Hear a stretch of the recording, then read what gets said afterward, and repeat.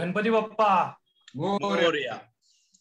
नमस्कार श्रोते हो, आजच्या या आपल्या घेऊ भरारी या कार्यक्रमात आपल्या सर्व रसिक प्रेक्षकांचं मनपूर्वक स्वागत.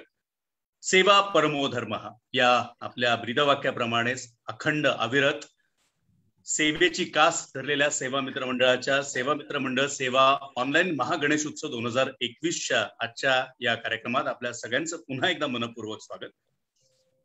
असं म्हटलं जातं की शो मस्ट गो ऑन. कितीही संकट आली, कितीही आपल्यावरती अडचणी आल्या, तरी या सगळ्यांमधनं शो हा व्हायलाच हवा. कारण असं की जेव्हा समाजसेवेचा एखादा कार्यक्रम हाती आपण घेतो, तेव्हा तो समाजसेवेचा कार्यक्रम हाती घेतल्यानंतर फक्त तो हाती घ्यायचा नसतो, तर तो संपूर्णपणे पूर्णत्वास न्यायचा असतो. कारण त्या समाज उपयोगी कार्यक्रमामधूनच आणि त्याच्यानंतरच त्या समाज उपयोगी कार्यक्रमाच्या नंतर घडलेले जे कार्य असतं त्याच्यातनं अनेक समाजातील घटकांना वेगवेगळ्या पद्धतीनं मदत म्हणा, एक काम करण्याची उभारी म्हणा, अशा वेगवेगळ्या पद्धतीच्या मिळत असतात. श्रोते हो, आजच्या आपल्या या घेऊ भरारी या कार्यक्रमात गेले आपण 3 ते 4 दिवस आपण वेगवेगळ्या वक्त्यांशी आपण संवाद साधतोय. सुरुवातीला विभागीय आयुक्त चंद्रकांत दळवी यांच्याशी संवाद साधला. त्याच्यानंतर आपण सहधर्मदाय आयुक्त माननीय श्री देशमुख साहेब यांच्याशी संवाद साधला. काल आपण निवडणूक अधिकारी उपजिल्हाधिकारी नागपूरच्या कळसकर मॅडम मिनल कळसकर यांच्याशी संवाद साधला. आणि आज आपण ज्यांच्याशी संवाद साधणार आहोत, खरं तर त्यांची ओळख ही करून देताना मलाच थोडंसं विलक्षण वाटतंय. कारण doctor Shivaji Panditrao Pawar, additional SP, Maharashtra police academy, Nashik. थोडंसं वाचताना आणि ऐकताना तुम्हाला थोडंसं वेगळं वाटलं असेल की प्रसाद आज काहीतरी वेगळं, म्हणजे एकतर चहा घेतलेला नाहीये प्रसादनी किंवा काहीतरी वेगळ्या पद्धतीने काहीतरी वेगळंच बोलतोय. पण हे खरं आहे, हे सत्य आहे. कारण आज ज्यांच्याशी आपण गप्पा मारणार आहोत ते आहेत additional SP DCP, Maharashtra police academy नाशिकचे डॉक्टर शिवाजी पंडितराव पवार. खरं तर डॉक्टर, आता मी त्यांना या नावानेच पुढे मी संबोधणार आहे, कारण त्यांचं मूळ शिक्षण हे BHMS आहे. आणि मी त्यांचं मनोगत झाल्यानंतर हा एक उत्सुकतेचा प्रश्न नक्कीच असणार आहे की डॉक्टर BHMS ते थेट वर्दीतले डॉक्टर कसे काय, हा प्रश्न नक्की येणार आहे. मी सरांबद्दलची माहिती आपल्या सगळ्यांना सांगतो की सुरुवातीला MPSCच्या मार्फत त्यांनी परीक्षा दिली आणि त्यांचं selection deputy superintendent of police assistant किंवा असिस्टंट कमिशनर ज्याला आपण म्हणतो, हे 2011 मध्ये झालं. त्यांचं खडतर, ज्याला आपण म्हणतो की खडतर पोलिसी ट्रेनिंग जे आहे ते 2011-12 या कालावधीत त्यांनी पूर्ण केलं. आणि प्रोबेशन पिरियड त्यांनी 2012-13 या काळात कंप्लीट केला. त्याच्यानंतर पहिलं पोस्टिंग, म्हणजे आव्हानांना सुरुवातच ही आव्हानांनी झाली. त्यांचं पहिलंच पोस्टिंग सब divisional police officer Sironcha Gadchiroli येथे झालं. आता गडचिरोली म्हटल्यानंतर आपल्या सगळ्यांना लक्षात आलं असेल की काय प्रकारचं आव्हान आणि काय प्रकारची चॅलेंजेस त्यांच्या आयुष्यात आली असतील. 2016 ते 2021 assistant commissioner of police Pune सिटीमध्ये ते कार्यरत आहे. Swargate division, Yerwada division, crime branch आणि EOW आणि सायबर ब्रांच या ठिकाणी त्यांनी काम केलेलं आहे. 5/5/2021 till date additional SP Maharashtra police academy Nashik येथे सर कार्यरत आहेत. अनेक पुरस्कारांनी सन्मानित. 2016चा DG इन्सिग्निया पुरस्कार, 2016चा special service medal government of Maharashtra पुरस्कार, 2020चा internal security medal government of India पुरस्कार, तसंच 2020चा best conviction award for month of जानेवारी 2020 CID महाराष्ट्राचा पुरस्कार, तसंच 2020चा union home minister medal for excellence in investigation. अशा अनेक पुरस्कारांनी सन्मानित आजचे आपले पाहुणे डॉक्टर शिवाजी पंडितराव पवार. डॉक्टर साहेब, आपलं मनपूर्वक स्वागत. आणि मी आपल्याला विनंती करतो की आजच्या या कार्यक्रमामध्ये आपण आपलं मनोगत या ठिकाणी व्यक्त करावं. धन्यवाद प्रसादजी. सर्वप्रथम सेवा मित्र मंडळ पुणे याच्याशी माझं खूप जवळचं नातं राहिलेलं आहे. माझा पुण्यातला संपूर्ण काळ, किंबहुना पुण्यामध्ये मी फर्स्ट टाइमच 2016 मध्ये आलो आणि जर तयारीचा जर पिरियड सोडला तर त्यावेळेस फारसा काही परिचय कुणाशी नसतोच. पण सेवा मित्र मंडळाशी अगदी पुण्यातल्या सुरुवातीच्या पोस्टिंग पासून संबंध आला. पण तो संबंध असा जनरल पोलिसींच्या कामाच्या अनुषंगाने नाही हा.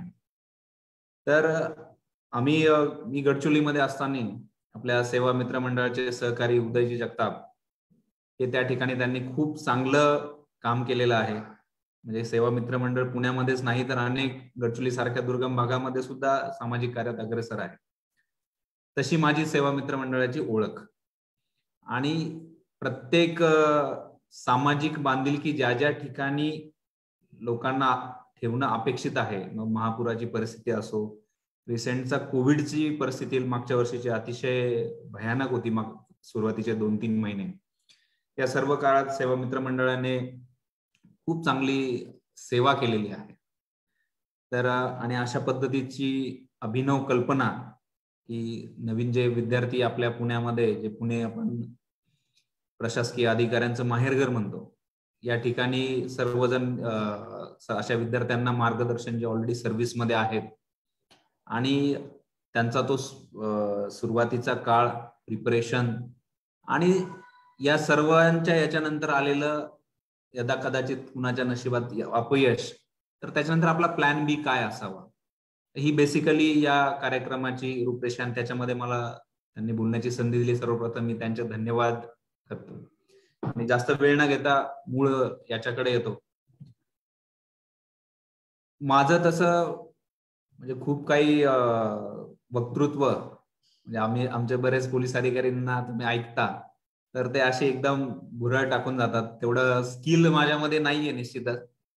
पण जे काही प्रामाणिकपणे जो ऍक्च्युअली जीवन प्रवास झालेला आहे त्याची थोडीशी मी माहिती देतो. म्हणजे प्रत्येकाचाच खूप असा शेतकरी आणि हातावर पोट धरून आला आणि तोच सिलेक्ट होतो असंही नाहीये, आणि किंवा जो खूप गर्भ श्रीमंत आहे त्याचं सिलेक्शन होतं असंही नाही. या ठिकाणी तुमचं बॅकग्राऊंड इज नॉट इम्पॉर्टंट, तर तुमची कमिटमेंट आणि तुम्ही काय पद्धतीने तयारी करतात ह्या सगळ्या गोष्टींवरती हा तुमचा प्रिलियम्स टू सिलेक्शन हा सगळा प्रवास त्याच्यामध्ये डिपेंड करत असतो. तर वैयक्तिक माझ्या या एमपीएससी कडे जसं प्रसादजींनी म्हटलं की डॉक्टर कडून एकदम ऑफिसरच्या याच्यामध्ये, तर म्हणजे प्रत्येक व्यक्तीला की आपण ज्यावेळेस 11वी-12वीला असतो आपल्याला प्रत्येकाला म्हणजे अगदी 10thला वाटतं की मी हे बनेल, त्याच्यानंतर काही दिवसांनी दुसरं कुणीतरी दिसलं की मग मला वाटतं नाही ऑफिसर बनलं पाहिजे, मग एखादा कर्नल चांगला भेटला की नाही आता आपल्याला वाटतं आर्मीमध्ये गेलं पाहिजे, आणि कुणी दुसरा कलेक्टर चांगले दिसले आपल्याला, त्यांचं ऐकलं, त्यांचं पेपरमध्ये वाचलं की मग वाटतं नाही आपण कलेक्टर झालं पाहिजे. असे फार कमी लोक असतात की ज्यांनी अगदी पहिल्यापासून ठरवले नाही आता मला हेच व्हायचं आणि ते शेवटपर्यंत अचीव करतात. तर माझ्या बाबतीत खरं म्हणजे फ्रँकली सांगायचं म्हटलं तर तसं काही नाहीये. पण एक 10th, 11th, 12th पासून एक मात्र इच्छा होती की युनिफॉर्म सर्व्हिसेस, मग ती पोलीसच असं नाही, सगळ्या युनिफॉर्म सर्व्हिसेसच्या ज्या एंट्री लेवल असतात, म्हणजे आपण अगदी 10th पासून सुरू करूया. जसं औरंगाबादला एनडीएचं प्रिपरेटरी इन्स्टिट्यूट आहे गव्हर्नमेंटचं, तिथं मी म्हणजे ते असं इन्स्टिट्यूट असतं हे मला 11वीत आल्यावर समजलं. मग तरी माझी तयारी झाली की आपण 11वी मध्ये आलो तरी ठीक आहे, एक्झाम देऊया आणि 11वी रिपीट करता येईल. पण तिथे मी डिस्क्वालिफाय झालो. त्याच्यानंतर एनडीएचे आपल्याला 10+2 नंतर एनडीएचे ऑपॉर्च्युनिटी असतात. एनडीएच्या 3 ऑपॉर्च्युनिटीज मी ग्रॅब करण्याचा प्रयत्न केला. तिन्ही अटेम्प्ट मध्ये आय वॉज नॉट क्वालिफाईड. त्यानंतर मग असं वाटलं की युनिफॉर्म सर्व्हिसेसच्या आपल्या आता संधी संपलेल्या आहेत. मग त्याच्यानंतर ज्यावेळेस याचा 12वी नंतर काय करायचं, मग हा मेडिकलचा ऑप्शन होता, तो मी ऑप्ट केला. माझं राऊंडमध्ये होमिओपॅथिक मेडिकल कॉलेजला सिलेक्शन झालं आणि तिथे मी ऍडमिशन घेतला. हा सगळा प्रवास सुरू झाला. त्याच्यानंतर या सर्व्हिसेस हा सगळा अगदी बॅक ऑफ द माइंड सगळं मागे पडून गेलं होतं. फक्त एक राहिलं 12th नंतर आपल्याकडे एक कॉलेज ऑफ मिलिटरी इंजिनिअरिंग आहे पुण्यामध्ये. ती एक संधी पुन्हा मला न्यूजपेपर मधून समजली की सीएमई साठी आपल्याला PCM चे मार्क्स ऍग्रिगेट करून ऍडमिशन मिळू शकेल. फॉर्च्युनेटली मला चांगले पर्सेंटेज होते. इट वॉज अराउंड 82% PCMCचा ग्रुप, आणि माझं SSB साठी सिलेक्शन झालं. तर SSB इंटरव्ह्यू बऱ्याच जणांना माहित असेल, 5 डे इंटरव्ह्यू, वेगवेगळ्या तुमच्या टेस्ट असतात. टेस्टचा त्यांचा पर्पज खूप साधा आणि सोपा असतो. त्यांना खूप इंटेलिजंट लोक नको असतात, त्यांना फक्त ऍव्हरेज कॅडरचे लोक हवे असतात. त्याच्यामुळे त्या पद्धतीने तो इंटरव्ह्यू डिझाईन केलेला असतो. त्यांना खूप मठ्ठही नकोय आणि खूप हुशारही नको. तर दुर्दैवाने मी तिथे डिस्क्वालिफाय झालो. अगदी डे 1 लाच पहिल्याच टेस्टमध्ये तुमची आवश्यकता इथे नाहीये, तुम्ही घरी जा म्हणून पाठवून दिलं. आणि त्यानंतर खऱ्या अर्थाने ह्या युनिफॉर्म सर्व्हिसेसचा पुन्हा एकदा संपर्क तुटला. पण ज्यावेळेस मी इंटर्नशिपला होतो माझ्या, तर आमच्या कॉलेजचे 2 विद्यार्थी तहसीलदार आणि एक नायब तहसीलदार म्हणून सिलेक्ट झाले. मग त्यावेळेस MPSC काय असतं, त्याच्यामधनं कोणत्या पोस्ट भरल्या जातात, मग त्याच्यामध्ये DYSP हे पद परत एकदा युनिफॉर्मचं मला दिसलं. आणि मग मी पुन्हा एकदा इंटर्नशिप मध्ये म्हटलं की चलो दिस आयुष्यातला हा शेवटचा प्रयत्न करून बघू, जर जमलं आपल्याला तर होईल. पण तो प्रयत्न, जसं मी म्हणतो की या स्पर्धा परीक्षांच्या मायाजाळच म्हणेल मी त्याला, कारण की करिअर ऑपॉर्च्युनिटी म्हणून एक ऑफिसर खूप त्याला बाहेरनं ज्यावेळेस पाहतो आपण, एक ग्लॅमर आहे, प्रत्येकाला वाटतं की आपण ऑफिसर झालं पाहिजे. त्याच्यामुळे खूप मोठ्या प्रमाणात, म्हणजे अलीकडच्या मागच्या 5-10 वर्षात तर खूप क्रेज त्याची तयार झाली. आणि बरेचसे एव्हरी फील्ड, म्हणजे जसं मी मेडिकल फील्डचा आहे, तर अशा टेक्निकली फील्डचे लोक सुद्धा खूप या ठिकाणी अट्रॅक्ट झाले आणि त्यांचं सिलेक्शनचं प्रमाण वाढलं. तर अशी सगळी ही जी त्यावेळेस मला ही ऑपॉर्च्युनिटी दिसली. तर 2009ला मग मी MPSC ची ऍड आली, त्याचा फॉर्म भरला आणि मी पुण्याला क्लासेससाठी शिफ्ट झालो. तर आता हा शब्द आल्यापासून मी हे करतो की बऱ्याच लोकांचे प्रश्न असतील की क्लासेसची आवश्यकता आहे की नाही. तर इट डिपेंड्स. आपल्याला प्रत्येक ठिकाणी एक दिशा दाखवणारा व्यक्ती आवश्यक असतो. मग तुम्ही इंडिव्हिज्युअल लेवलवर तुमच्या सहकारी असेल, अभ्यास कसा करायचा तुम्ही सेल्फ स्टडी मधनं सुद्धा करू शकता. आणि ज्याला कुणी नाहीये, ज्याच्यामध्ये असे क्लासेस आहेत, त्या ठिकाणी तिथे सुद्धा तुम्हाला एक दिशादर्शक जो आवश्यक असतो, त्याची आवश्यकता त्या ठिकाणी तुम्ही कमी पूर्ण करून घेऊ शकता. तर माझ्या बाबतीत निश्चित तेच झालं. जे क्लासेस लावले त्यांनी मला एक डायरेक्शन दिली की हा मार्ग आहे, आणि त्या डायरेक्शन वरती मी संपूर्ण हे 2009 ची एक्झाम दिली. आणि सुदैवाने 2009 चीच एक्झाम मी क्लिअर झालो. That was my first attempt. आणि फर्स्ट अटेम्प्ट मध्येच मला हवं ती पोस्ट मिळाली. तर त्याच्यामुळे मी तो जो सगळा प्रवास आहे तो माझ्यासाठी सुखकर होता. पण जसं आपल्याला माहिती आहे, ही सायकल एका वर्षाची नाहीये. म्हणजे पहिल्या प्रिलियम पासून सिलेक्शन पर्यंत साधारणतः 2 वर्षाचा काळ लागतो. आणि त्या माझ्या 2009च्या एक्झाम नंतर जेवढ्या एक्झाम झाल्या त्या सगळ्या एक्झाम मध्ये मी डिस्क्वालिफाय झालो. मी एकही प्री क्लिअर झालो नाही. त्याच्यानंतर मी 2010 ची प्री दिली होती. कॉमन STI PSI असिस्टंट ही एक्झाम दिली होती. तर ती दोन्ही एक्झाम मी क्लिअर झालो नाही. आणि 2009चा ज्यावेळेस रिझल्ट आला तर त्यावेळेस मला DYSP पोस्ट मिळाली. त्याच्यामुळे पुढचा एक्झाम देण्याचा प्रश्न आला. तर मला आता जे स्पर्धा परीक्षेची तयारी करणारे विद्यार्थी आहेत त्यांना एवढंच सांगावंसं वाटतं की जो फर्स्ट अटेम्प्ट देतोय, बऱ्याचशा जणांची, म्हणजे इनफॅक्ट आय वुड से की 70 to 80% मुलांची मानसिकता अशी असते की चला आपण पहिला अटेम्प्ट आहे, एक्सपिरियन्स म्हणून देऊ, मग त्याच्या एक्सपिरियन्सवर आपण दुसऱ्या अटेम्प्टला पोस्ट काढू शकतो किंवा चांगला परफॉर्म करू शकतो. तर असा एक्सपिरियन्स वगैरे कृपया तुम्ही डोक्यात ते ठेवू नका, कारण की आपल्या डोक्यात जर अनुभव असेल तर एक्झाम पण आपल्याला अनुभवच देते, सिलेक्शन देत नाही. त्याच्यामुळे तुमचा जो फर्स्ट अटेम्प्ट आहे दॅट तुम्ही अशा पद्धतीने तयारी करा की हा तुमचा लास्ट अटेम्प्ट आहे. म्हणजे त्या लेवलचं डेडिकेशन, त्या लेवलची तयारी आणि एक्झामची रिक्वायरमेंट, ह्या सगळ्या गोष्टी मनामध्ये पूर्ण त्याचा अभ्यास करावा आणि त्याच्यानंतर you should face the exam. तर त्याच्यामुळे मग पहिला अटेम्प्ट अनुभव म्हणून देतो, मग दुसऱ्या अटेम्प्टला मी 80% तयारी करेल आणि तिसऱ्याला माझी 100% तयारी झालेली असेल, असं नाही. प्रत्येक एक्झाम ही एमपीएससीची जरी असली तरी प्रत्येक वर्षाची एक्झाम ही वेगळी असते. एक्सपिरियन्स तुम्हाला नो डाऊट इट काउंट्स, त्याच्याबद्दल मला काही म्हणायचंच नाही. की असंही नाही की प्रत्येक कॅन्डिडेट हा फर्स्ट अटेम्प्ट मध्ये सिलेक्शन होतो किंवा फर्स्ट अटेम्प्ट मध्ये सिलेक्ट झाला म्हणजे हुशार आणि चौथ्या अटेम्प्ट मध्ये सिलेक्ट झाला म्हणजे तो हुशार नाही असा अर्थ होत नाही. पण आपली जी मानसिकता आहे ती फर्स्ट अटेम्प्ट हा आपला लास्ट अटेम्प्ट आहे अशा पद्धतीने जर आपण तयारी केली तर डेफिनेटली आपल्याला लवकर यश प्राप्त करता येईल. आणि विशेषतः अभ्यासाच्या तयारीबद्दल जर म्हटलं तर पहिले तयारी एकदम आपल्याकडं वेळ कमी आहे, मी त्याच्यामुळे फक्त ब्रॉड गाईडलाईन देतो की मी ज्यावेळेस प्रिलियमची तयारी करत होतो तर जे अगोदर माझे सिनियर जिथं ज्या माझ्या कलिग्सनी मला गाईड केलं काय वाचावं काय नाही, त्याच्यामध्ये अनेक मतं होती की जे मला जाणवलं की काही विद्यार्थी असायचे की समजा आपण हिस्ट्रीचा सब्जेक्ट घेऊया तर हिस्ट्रीसाठी या ऑथरचं एक बुक आहे, या ऑथरचं एक बुक आहे, या ऑथरचं एक बुक आहे. तर ABCD जे ऑथर असतील, काही विद्यार्थी हे 4ही बुक रेकमेंड करायचे की तुम्ही 4ही वाचले पाहिजे. काही विद्यार्थी जे कलिग्स होते त्यांचं म्हणणं होतं की नाही तुम्ही हे 2च बुक वाचा किंवा हे एकच वाचा. तर याच्यामध्ये नवीन जो फ्रेशर आहे त्याची खूप दुविधा मनस्थिती निर्माण होते. तर त्याच्यामध्ये मला म्हणजे माझ्या स्वअनुभवावरून मला असं सांगावं असं वाटतं की you don't go for many books. इतिहास बदलणार नाहीये, फक्त शेवट 10 ते 15% वेगळी मांडणी असेल किंवा वेगळ्या फॅक्ट्स असतील. 85 to 90% तोच कंटेंट प्रत्येक पुस्तकामध्ये असतो. मांडणीची पद्धत वेगळी असेल पण कंटेंट तोच असतो.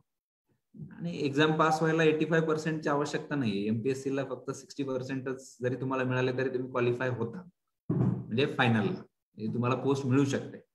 तर त्या राहिलेल्या 15% साठी आपण बाकीच्या सब्जेक्टची 90% एनर्जी वेस्ट करत असतो.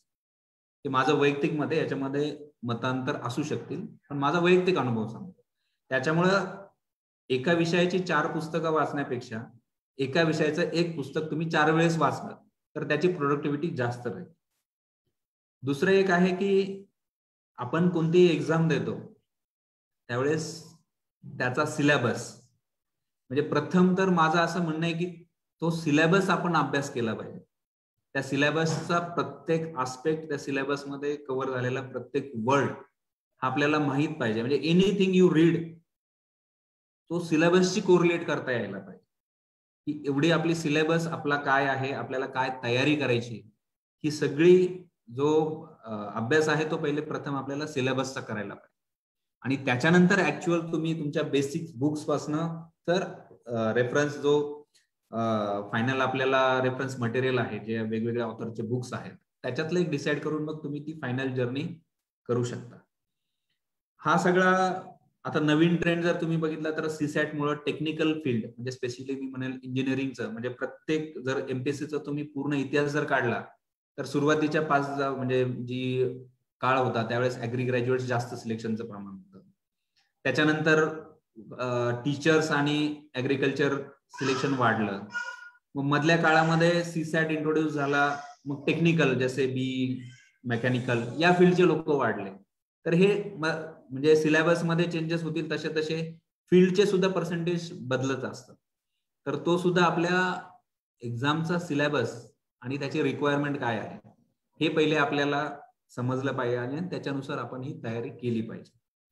तर डेफिनेटली तुमच्या अपेक्षा ज्यावेळेस असते ही सगळी एमपीएससीची एक्झाम द्यायची, any competitive exam, not only MPSC. MPSC आपण अपेक्स बॉडी आहे त्याच्यामध्ये आणि त्याच्यामध्ये सिव्हिल सर्व्हिसेसच्या ज्या टॉपमोस्ट पोस्ट आहेत स्टेटच्या त्याचं सिलेक्शन म्हणून आपण एमपीएससी म्हणतो, पण एनी कॉम्पिटेटिव्ह एक्झाम.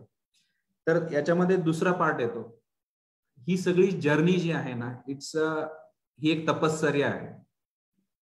तर त्याच्यामध्ये काय आहे की पेशन्स, कन्सिस्टन्सी आणि तुमचं जे मूळ गोल आहे, टार्गेट आहे त्याच्यापासून डेव्हिएशन करणाऱ्या खूप गोष्टी घडत असतात. तर ह्या सगळ्या गोष्टींवरती मात करून तुमची consistency towards achievement of goal ही ठेवणं हे सगळ्यात मोठी कसरत असते. आपल्या शेजारी बसलेला त्याने 4 अटेम्प्ट दिलेले असतात, त्याचे 4-10 पुस्तकं वाचून झाले असतात, आपण आता सुरुवात केलेली असते. तो एक वेगळा प्रेशर आपल्यावरती सायकोलॉजिकल असतं की अरे त्याचं नाही झालं तर माझं कधी होणार, मी तर आत्ताच आलो. तर कृपया एक्झामशी फोकस्ड राहा, तुमच्या अभ्यासाची फोकस्ड राहा, पूर्ण सिलेबस कव्हर करायचा प्रयत्न करा. आणि मेन म्हणजे जुने questions papers, changing pattern, exam paper set करण्याच्या पद्धती, ह्या सगळ्या जर डोक्यात ठेवल्या तर आपल्याला आपण वाचताना याच्यातलं काय विचारलं जाऊ शकतं, म्हणजे उलट to start with end in your mind, exam मध्ये कसे प्रश्न विचारले जाऊ शकतात ह्या टॉपिक वरती, हे आपली विचार करायला आपण सुरुवात करतो. तर तशा पद्धतीने ज्याला हार्ड वर्कला ऑप्शन नाही, पण definitely smart work with hard work will give you results better and earlier results. हा एक आहे त्याच्यातला महत्वाचा पार्ट जो मला या ठिकाणी सांगायचा आहे. दुसरं महत्वाचं म्हणजे हे सगळे प्रयत्न करूनही आपल्याला ज्यावेळेस पोस्ट मिळत नाही तर त्यावेळेस आपला प्लॅन बी नेहमी तयार असावा. माझ्या बाबतीत सांगतो की समजा माझं बेसिक ग्रॅज्युएशनच मेडिकल मधनं झाल्या असल्यामुळं प्लॅन बी हा माझ्यासाठी नॅचरल होता, की 2009 ची मेन्स दिल्यानंतर मी पुणे सोडलं अँड आय वेंट बॅक आणि मी माझं हॉस्पिटल जॉईन केलं. तर प्लॅन बी रेडी होता की आपल्याला हे जर नाहीच आपलं सिलेक्शन झालं तर start a clinic, join a hospital आणि तिथं माझी लाईव्हलीहूड स्टार्ट होईल. तर असा प्लॅन बी जो आहे तो प्रत्येकाने आपण तयार राहिलं पाहिजे. We shall always be prepared for the worst, की समजा याच्यात जर नाही झालं तर आपण काय करायला पाहिजे. तुमचं ग्रॅज्युएशन काय आहे, तुमचं इंटरेस्ट काय आहे, तशा फील्ड ऑलरेडी तुम्ही सिलेक्ट करून ठेवल्या पाहिजेत. आणि त्याच्यानंतर याचा पूर्ण फोकस झाला आणि आपला 100% आपण दिलं, याची आपली शाश्वती झाली, तरीही सिलेक्शन जर नाही झालं दुर्दैवाने, तर आपण या प्लॅन बी चा ऑप्शन कायमस्वरूपी तयार ठेवला पाहिजे. आणि ह्या सगळ्या प्रोसेस मधनं एक गोष्ट जी आपण हरवण्याची शक्यता असते, आपला चार्म, नैराश्य येण्याची दाट शक्यता असते, की मी माझं इतका कष्ट केलंय, लाईफचे गोल्डन डेज त्याच्यामध्ये दिलेले आहेत आणि तरीही मला सक्सेस नाही मिळाली. तर success is not a material, म्हणजे याच्यामध्ये तुम्ही क्वालिफाय नाही झाला म्हणून सक्सेस मिळाला नाही असं नाही. म्हणजे माझं उदाहरण सांगतो, समजा मी जर नसतो क्वालिफाय झालो याच्यामध्ये तर I would be definitely as a doctor म्हणून मी सक्सेसफुल झालो असतो निश्चितच, किंवा एनी बडी. तर तसा आपला प्लॅन बी म्हणून डेफिनेटली आपण प्रत्येक वेळेस तयार ठेवला पाहिजे. प्लॅन बी साठी सगळ्यात मोठी अडचण असते आपलं बेसिक ग्रॅज्युएशन.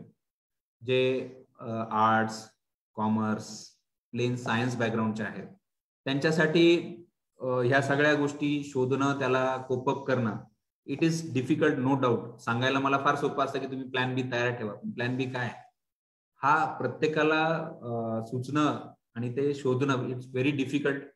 पण तरी सुद्धा आपली ही तयारी असली पाहिजे की आपल्याला काय करायचंय. या सगळ्या गोष्टी झाल्यानंतर समजा जर दुर्दैवाने अपयश आलंच तर आपल्याला काय करता येईल याची निश्चित आपण तयारी ठेवा. त्याने आपण मानसिक मेंटल स्टेबिलिटी ही चांगली राहील. आणि जे तुम्ही करताय प्रिपरेटरी सिव्हिल सर्व्हिसेसच्या एक्झाम्स देताय, कॉम्पिटेटिव्ह एक्झाम देताय, त्याच्यामध्ये सुद्धा तुमचं 100% कमिटमेंट अजून चांगल्या पद्धतीने तुम्हाला देता येईल. हा सगळा प्रवास झाला यांच्या एक्झामिनेशन पर्यंतचा. ह्या सगळ्या याच्यामध्ये एकच गोष्ट असते, बऱ्याच वेळेस जेवढे मला 10 विद्यार्थ्यांना भेटले तर त्यातले 8 विचारतात, सर अभ्यास किती वेळ करायचा, तुम्ही अभ्यास किती वेळ करत होता. आय वुड सजेस्ट की म्हणजे हा प्रश्न आला नाही पाहिजे बेसिकली. कारण की ज्यावेळेस आपण हे सगळं प्रिपरेशन करतो, म्हणजे मी ज्यावेळेस पुण्यामध्ये शिफ्ट होतोय एका स्पर्धा परीक्षेची तयारी करता, माझ्याकडे दुसरं काम काय, माझ्या झोपण्याच्या वेळा सोडल्या, जेवण आणि झोप, बाकी वेळ अभ्यासच करायचा. त्याच्यामुळं हा प्रश्न चुकीचा आहे की तुम्ही किती वेळ अभ्यास केला म्हणजे सक्सेस मिळेल. That is again subjective. पण किती वेळ द्यायचा, जो प्रिपरेशन करतो, हा पार्ट टाइम जॉब करून करत असेल तर डेफिनेटली त्यासाठी टाइम मॅनेजमेंट खूप महत्वाचं आहे. की त्याला 4च तास मिळतात, 3च तास मिळतात, तर त्याला आपल्याला 8 तासाचे त्याला 3 तासात अभ्यास करायचा. पण जो फक्त आणि फक्त तयारी करतोय परीक्षेची, त्याच्यासाठी हा प्रश्नच नको. तुला फक्त अभ्यासच करायचा आहे, अभ्यास सोडून दुसरं काहीच नाही करायचं. ते 1 वर्ष तुम्ही 100% कमिटमेंटनी जर दिलं तर नंतरचे तुमचे वर्ष जे आहेत ते आल्हाददायक असेल, सुखदायक काहीही नसतं. जे आपण फक्त समजा आता उदाहरणार्थ मी DYSP ची एक आपण डिव्हाइस पी काय असतो हे जनरली ज्याच्या घरात कोणी काम करत असेल त्याच्यावर माहित नसतं. I am the first civil servant in my entire family. त्यामुळे आपल्याला काही माहित नाही, आपण काय पोलिसी इमेज पिक्चर मध्ये बघूनच ठरवतो. फिल्मी स्टाईल हे असं असेल, हे तसं असेल, पण वास्तवात असं काहीही नसतं. प्रॅक्टिकल मध्ये तुम्ही सिलेक्शन ही एक टप्पा आहे. अगेन याच्यामध्ये सुद्धा डिव्हाइस पी झाल्यानंतरही 20-25 वर्षाच्या सेवेनंतर सुद्धा लोक नाराज असतात की आम्ही सक्सेसफुल नाही. त्याच्यामुळे पोस्ट मिळवणं इज नॉट अ सक्सेस. हे एंटायरली सर्व्हिस कडेला लावणं व्यवस्थित म्हणजे सॅटिस्फॅक्शन नॉट ऑफ अदर्स, तुमचं इंटरनल सॅटिस्फॅक्शन काय आहे ह्या सर्व्हिस डिलिव्हरी करताना, any that will make you a really a successful person. त्याच्यामुळे सक्सेसची व्याख्या जी आहे दॅट इज अगेन सब्जेक्टिव्ह. तर माझ्या दृष्टीने रिअलिस्टिक जर तुम्ही विचार केला तर पोस्ट क्रिएशन म्हणजे मिळवणं हा एक टप्पा आहे. त्याच्यानंतर खरं तुमचं चॅलेंज तिथून सुरू होतं. अनेक गोष्टींना तुम्हाला सॅक्रिफाईस करावं लागतं. तुमची नंतर लायबिलिटीज वाढतात, तुमचं कुटुंब एक्सपांड होतं. ह्या सगळ्या गोष्टी कोपअप करत करत तुमचं जे मेन करिअर आहे, गोल आहे, हे सगळं अचीव्ह करणं सुद्धा एक कसरतच आहे. इनफॅक्ट मी आता सुरुवातीला 3 वर्ष गडचिरोलीला होतो, तर त्या ठिकाणी सुद्धा खूप कॉम्प्रोमाइज आहे, खूप सोशल. आणि प्रत्येक जण सिव्हिल सर्व्हिस मध्ये काय यायचं तर सोशल सर्व्हिस करण्यासाठी यायचं. इनिशियली प्रत्येक जण इंटरव्ह्यूला हे उत्तर देतो, पण प्रत्येकालाच तसं वाटतं म्हणून तो प्रिपरेशनला येतो असं नाहीये. बरेच 90% लोक आहेत की दॅट इज द एक करिअर म्हणून पाहतो आपण त्याच्याकडे. आणि त्याच्यानंतर मग तुमच्यातला जो माणुसकी असेल ती तुमच्या सर्व्हिसच्या रूपाने तुम्ही सिव्हिल सर्व्हिस, सोशल सर्व्हिस करत असता. तर अशा खूप चॅलेंजेस आहेत. पोलीस डिपार्टमेंट तर एकदम चॅलेंजिंग आहे. जितकं चॅलेंजिंग आहे तितकंच इंटरेस्टिंग आहे. दररोज तुमच्या कामामध्ये तोपणा नाही. प्रत्येक कंप्लेनंट वेगळी तक्रार घेऊन येतो, प्रत्येक व्यक्ती वेगळा आहे. तुमच्याकडे दोन्ही प्रकारच्या व्यक्तींची संपर्क येतो. 50% गुंड असतात, 50% चांगले असतात. समाजातल्या सर्व थरांशी, म्हणजे अंबानीच्या केसचाही पोलिसच तपास करतील, आणि जो एखादा झोपडपट्टीमध्ये राहतोय त्याच्या विरुद्ध जर एखादा शहराविरुद्ध अपराध घडला तर त्याचाही तपास पोलीस करतील. त्याच्यामुळे खूप व्हरायटी आहे आणि इट्स रिअली तुम्हाला समाधान देणारी अशी ही सर्व्हिस आहे. स्पेशली मी पोलीस डिपार्टमेंट बद्दल बोलतो. तर याच्यानंतर आय थिंक आपल्याला प्रश्न उत्तराकडे वळायचंय. तर मी म्हणजे माझा जो पर्सनल एक्सपिरियन्स आहे तो या ठिकाणी थोडस थांबवतो. माझा कॉन्टॅक्ट नंबर प्रसादजींनी शेअर केलेला आहे. आणि पुन्हा एकदा आपले सेवा मित्र मंडळचे जे शिरीषजी मोहिते आहेत, सगळा जो गाडा आपल्या खांद्यावरती याचा घेतलाय त्यांचे पुन्हा एकदा धन्यवाद देतो. आणि प्रसादजी जर आपले काही प्रश्न असतील, म्हणजे स्पेशली ऍस्पायरंट्स आहेत त्यांचे, तर उत्तरे द्यायला आवडेल नक्कीच.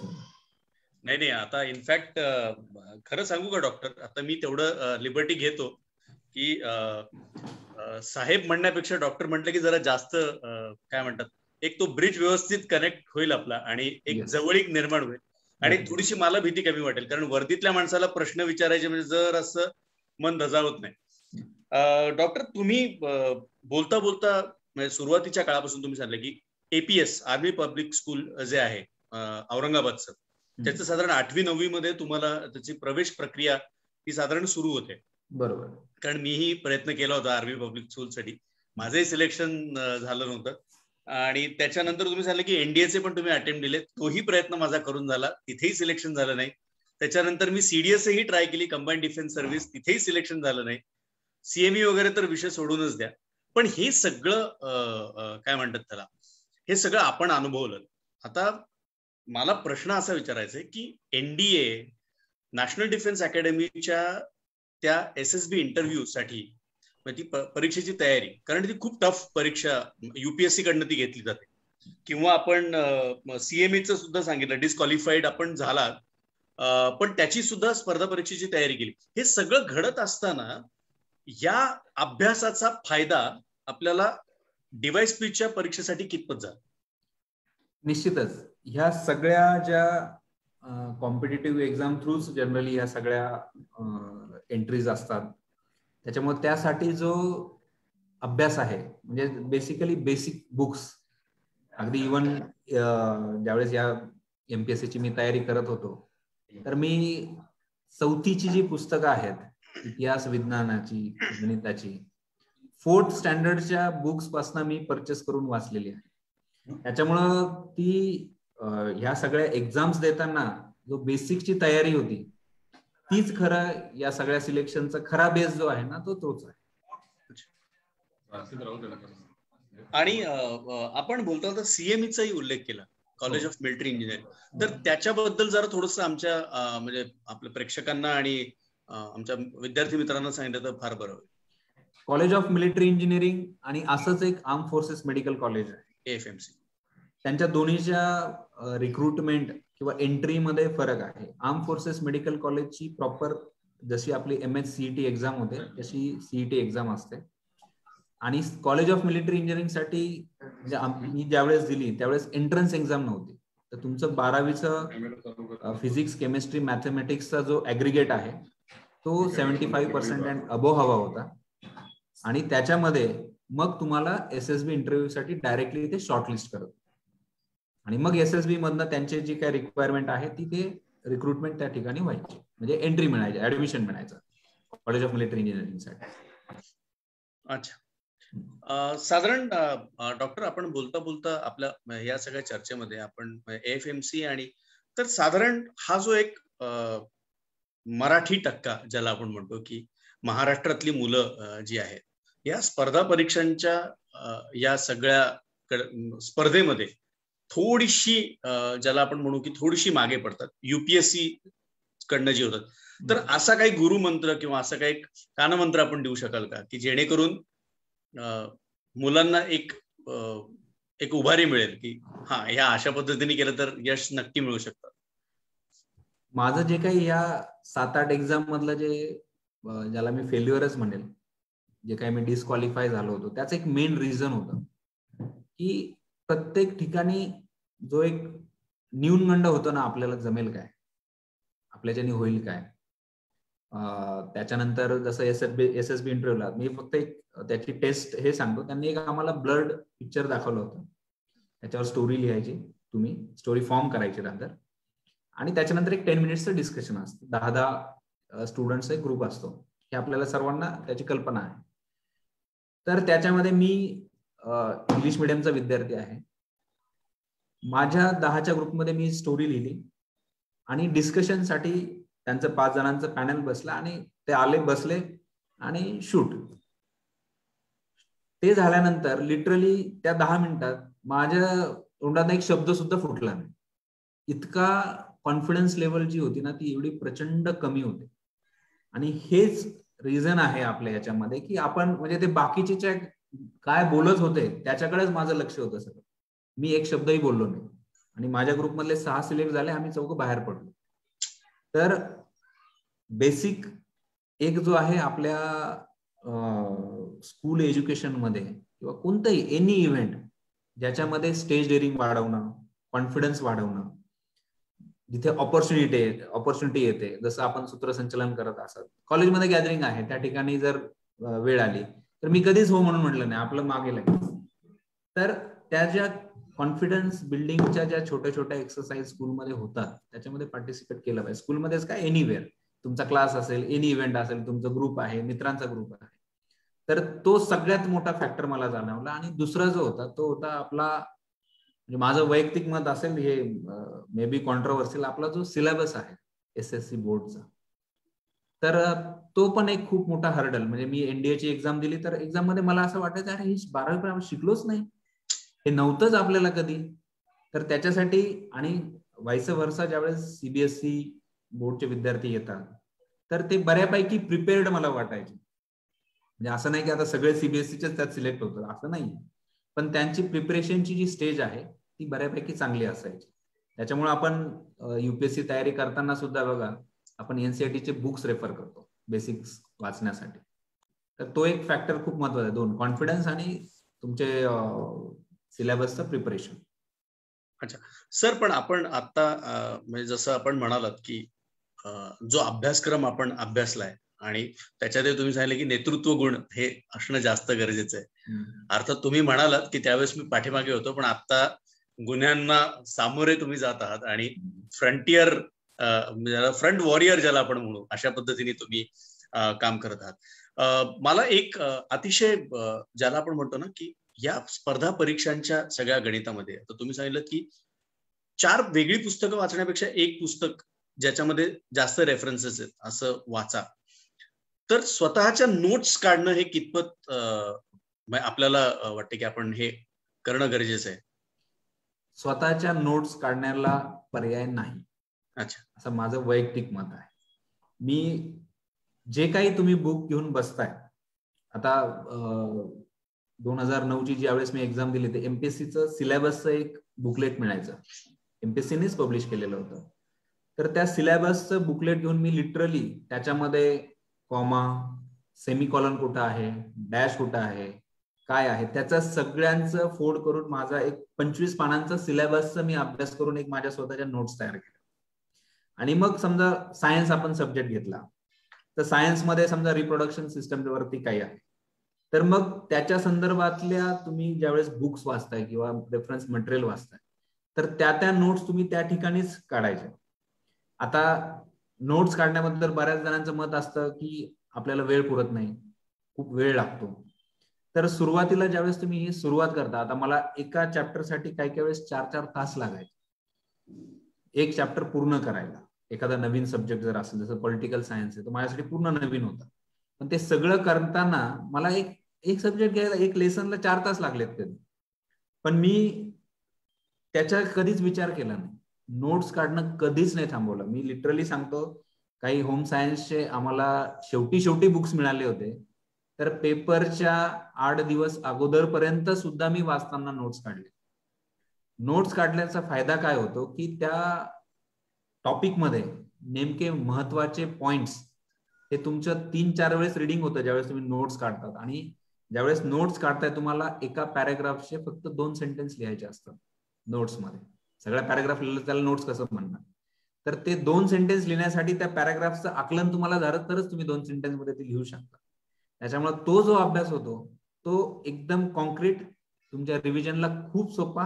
म्हणजे जे पुस्तक रिव्हिजन करायला तुम्हाला तास लागत असेल, तुमच्या नोट्स तुम्ही 10 मिनिटात रिवाइज करू शकता. त्याच्यामुळे नोट्स आय विल रेकमेंड 200% आपल्या नोट्स ह्या आपण स्वहस्ताक्षरात त्या तयार केल्या पाहिजेत. त्याच्यामध्ये तुम्ही नोट्स तयार करताना डायग्रामॅटिक प्रेझेंटेशन, ट्री डायग्राम याच्यावरती जास्त भर दिला पाहिजे. त्यामुळे नोट्सला पर्याय नाही. अच्छा डॉक्टर, आपण आता बोलता आपण तो हा मुद्दा मांडलात की स्वतःच्या नोट्स असणं जास्त गरजेचं आहे. आता आपण खरं तर मेडिकल फील्डशी रिलेटेड, पण पुन्हा ज्याला आपण म्हणतो की कला शाखेतले विषय घेऊन आपण ते ग्रॅज्युएशन मध्ये ते अभ्यासक्रम पूर्ण केला. काय काय चॅलेंजेस आले आणि त्याच्यावरती मात कशा पद्धतीने केली? तसं पाहिलं तर कला शाखेतला सगळ्यात महत्वाचा विषय होता इतिहास. आता इतिहासाची खरं प्रामाणिकपणे सांगायला कधीच आवड नव्हते मला, पण आता ह्या प्रिपरेशनसाठी ज्यावेळेस वाचायचंय आणि मी रिडिंग सुरू केली, अरे हे पण होतं इतिहासात, हे पण होतं, ही गोष्ट अशी होती, ही म्हणजे त्याची क्युरिओसिटी वाढत गेली. त्याच्यामुळे तो अभ्यास खूप चांगला आला. म्हणजे मला आवडत नाही म्हणून हा रटाळपणे नाही केला. तर आता 4th बुक आपल्या शिवाजी महाराजांचा इतिहास जो आहे, तर ती प्रत्येक धडा वाचताना अच्छा हे असं होतं का, हे असं होतं का, त्याच्या नोट्स, त्याच्या डेट्स या सगळ्या लिहिताना एक इंटरेस्टनी तो केला. पॉलिटिकल सायन्स आहे, तर आपली सगळी सिस्टम आपण ज्यावेळेस मी मेडिकलचा पूर्ण अभ्यास करत होतो याचा काही संबंधच नव्हता. तर ते जाणून घेण्याची जी क्युरिओसिटी असते ना, त्या क्युरिओसिटीमुळे माझा खूप चांगला अभ्यास झाला इतर विषयांचा. सर, आता आपण खरं तर म्हणजे काय ज्याला आपण म्हणतो की आपण अभ्यास या विषयावरती आपण आतापर्यंत चर्चा केली. खरं तर तुम्ही बोलता बोलता एक खूप छान मुद्दा मांडलात की दिशा दाखवणारी व्यक्ती आपल्याला आयुष्यात असणं गरजेची असते. तुमच्या आयुष्यात अशी कोणती व्यक्ती आली की ज्यांनी खऱ्या अर्थाने दिशा दाखवली? खऱ्या अर्थाने म्हणजे प्रिपरेशन्स करण्यासाठी, म्हणजे ही एमपीएससी कडे आपण वळलं पाहिजे याच्यासाठी खऱ्या अर्थाने माझ्या वाईफ कडनं प्रेरणा मिळाली. पण याचा सक्सेस तुम्हाला कसं मिळवता येईल, त्याचा गोल काय, ह्या गोष्टीसाठी 2 व्यक्ती खूप इम्पॉर्टंट होत्या. एक सर्वात पहिलं म्हणजे मी प्रिलिमच्या, आता मी परत त्यांचं नाव घेतोय याचा अर्थ त्यांचा प्रचार करतोय असं कृपया घेऊ नका. तर अविनाश धर्माधिकारी सर, त्यांच्याकडे मी होतो याच्यासाठी प्रीच्या तयारीला. तर त्यांचे जे मेथड ऑफ टीचिंग आहे, बोलणं आहे, याच्याने खूप इम्प्रेस झालो आणि खूप कमिटमेंटने अभ्यास केला. आणि दुसरं एक होतं की पेपर लिहायचे कसे. तर याची जी आमच्या वेळेस सब्जेक्टिव्ह होता, मेन्सचं पूर्ण सब्जेक्टिव्ह होता, तर त्यासाठी मी जॉग्राफीचे मी संपूर्ण पेपर इंग्लिशमध्ये लिहिल्यामुळं मी युपीएससीचे क्लासेस लावले होते जॉग्राफीसाठी. IP सिंग सर म्हणून पुण्यामध्ये त्यांचे क्लासेस असतात. तर ऍक्च्युअल त्या व्यक्तीकडनं खऱ्या अर्थाने मी शिकलो की how to write a answer, की पेपर कसा लिहावा आणि आपल्याला मार्क्स कसे मिळतील. That was key to my success. माझ्या सगळ्या जनरल स्टडीज, माझा दुसरा स्पेशल सब्जेक्ट, माझा जॉग्राफी स्पेशल होता, सगळ्या याच्यामध्ये मी ते अप्लाय केलं आणि त्याच्यामुळे मला पोस्ट मिळाली. अर्थात सरांचं, धर्माधिकारी सरांचं नाव आपण घेतलंच आहे. पूर्वश्रमीचे तेही IAS अधिकारी आणि टॉपर आलेले सर. सर, आपण जसं आपण म्हटलं की स्वतःच्या नोट्स आणि आपण अभ्यास विषयक आपण ह्या गप्पा मारतो, याच्यामध्ये वर्तमानपत्र किंवा करंट अफेअर्स याच्याबद्दलची अपडेटेड माहिती असणं हे एका स्पर्धा परीक्षा देणाऱ्या विद्यार्थ्यासाठी कितपत महत्वाचं आहे आणि तो किती इम्पॉर्टंट फॅक्टर असू शकतो, लेखी परीक्षा नाहीत पण निदान मुलाखतीसाठी तरी? निश्चितच लेखी परीक्षेसाठी सुद्धा खूप इम्पॉर्टंट आहे या सगळ्या गोष्टींचं अपडेट राहणं. पण एक खूप मोठी गफलत होते याच्यामध्ये 90% लोकांमध्ये, की पेपरच्या पहिल्या लाईन पासून शेवटच्या लाईन पर्यंत वाचत बसतात आणि त्याच्यामध्ये खूप वेळ जातो. त्या सगळ्या गोष्टी इम्पॉर्टंट नाहीये. म्हणून मी म्हणतो की तुमचा सिलेबस जो आहे, सिलेबस तुमच्या मेंदूमध्ये असा छापला गेलेला पाहिजे आणि त्याच्या रिलेटेड तुमच्या न्यूजपेपरमध्ये काय आहे त्याची फक्त तुम्हाला माहिती हवी. That is the information. तुम्हाला त्याच्यावरती रिसर्च करायचा नाहीये, तुम्हाला त्याच्यावरती अनालिसिस करायचं नाहीये किंवा काही नाहीये त्या स्टेजला, ज्यावेळेस आपण प्रिपरेशन करतो. तुम्हाला फक्त इन्फॉर्मेशन हवी आहे आणि ती पण सिलेक्टिव्ह. संपूर्ण 10 पानांचा पेपर वाचत बसायची गरज नाही, that is waste of time.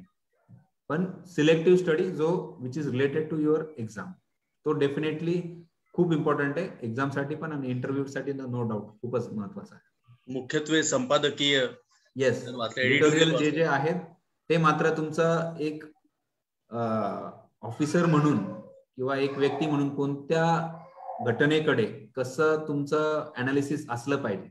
म्हणजे मी असं म्हणणार नाही की तो जो लिहितोय त्याचं मत तयार करायचं, पण कोणत्या घटनेकडे बघण्याचे किती पैलू असू शकतात. म्हणजे मी जर समोरून पाहिलं तर मला हे योग्य वाटतंय, इकडनं बघितलं तर नाही, थोडासा प्रॉब्लेम आहे, इकडनं बघितलं हे नाही, हे परफेक्ट आहे, बॅक साईड अरे नाही हे तर थोतांड आहे. हे जे तुमची जी विचारशक्ती, म्हणजे विचार करण्याची काय म्हणतो आपण त्याला, डायमेन्शन्स जे आहेत ना तुमचे ऍज अ, ज्यावेळेस जे तुमच्याकडनं अपेक्षित आहे सर्व्हिसमध्ये असताना, तुमच्याकडे एक व्यक्ती आला म्हणजे त्याच खरं नाही, सेकंड पार्ट ऐकून घेतल्याशिवाय तुम्ही निर्णय न घेणं, दॅट इज मोस्ट इम्पॉर्टंट. त्यासाठी एडिटोरियल खूप महत्वाचे असतात. सर, खरं तर बोलता बोलता म्हणजे अर्थात आपल्या या चर्चेतनच मी जे मुद्दे काढले होते त्या मुद्द्यांना बरोबर आपण तिकडे सुसंगत असे आपले विचार चाललेत. बोलता बोलता आपण याही गोष्टींचा उल्लेख केला की त्याचे डायमेन्शन्स कशा पद्धतीने त्या गोष्टी बघितल्या पाहिजेत आणि ज्याला आपण म्हणतो की एका बाजूनेच विचार करून त्या गोष्टीचा निष्कर्ष काढणं तितकंसं योग्य नाही. आपण रिव्हर्स इंजिनिअरिंगचा सुद्धा याच्यामध्ये जाता जाता एक उल्लेख केला की रिव्हर्स इंजिनिअरिंग सुरू करा त्या गोष्टीकडे पाहण्याचा. सर, आपण पुण्याच्या आपल्या सर्व्हिसेसच्या काळामध्ये काही महत्वाच्या घटना या पुण्यामध्ये घडल्या आणि त्याचा प्रत्यक्ष अप्रत्यक्ष उल्लेख हा तुमचं नाव वर्तमानपत्रातनं आणि या सगळ्या याच्यातनं आलं. ती जी एक महत्वाची घटना घडली, त्या घटनेचा तपास करतानाचे जे चॅलेंजेस तुमच्या आयुष्यामध्ये आले त्याबद्दल आम्हाला सांगितलं तर फार बरं.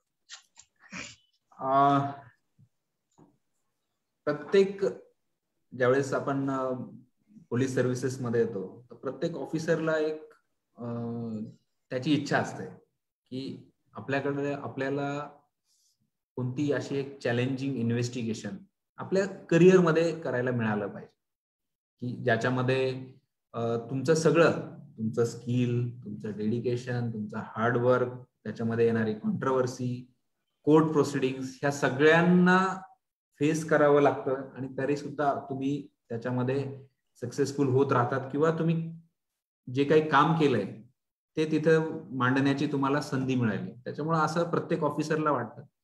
आणि माझ्याही करिअरमध्ये ही संधी खूप लवकर मला मिळाली.